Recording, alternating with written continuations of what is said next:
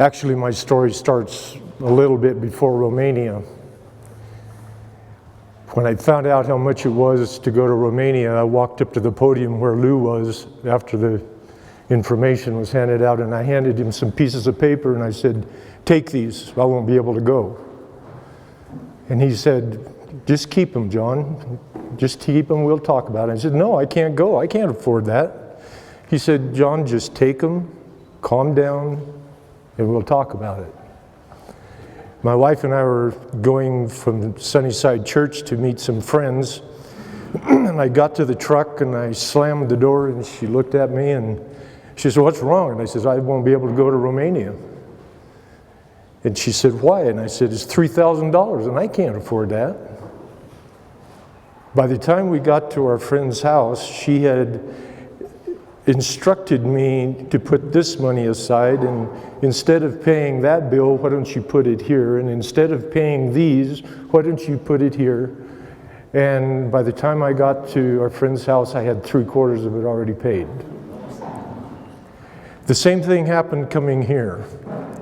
When I found out how much it was that I was going to be able to come down to South Africa, I was very discouraged. And then there's men like you or Brown walking around telling how easy it is to ask people for money, and I begin to dislike him very much because that's not my way of walking up to somebody and saying, can you give me some money? And here's why.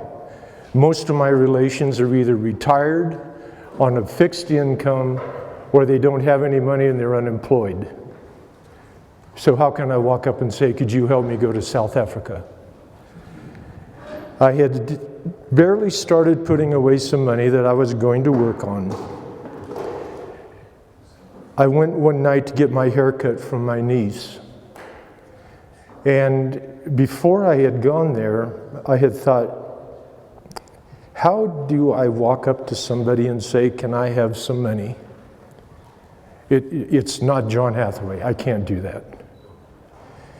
So I sat down in the chair and she started cutting my hair, and we started talking about her dad, who was my brother, and we missed him, and the conversation went on, and she said, "So what's going on?" And I go, "Well, my men's course is headed to South Africa." She said, "Uncle John, are you going to South Africa?" And I said, "I don't know, because I'm not able to raise the money, I don't think." She said, "She asked the question that you were always said to ask.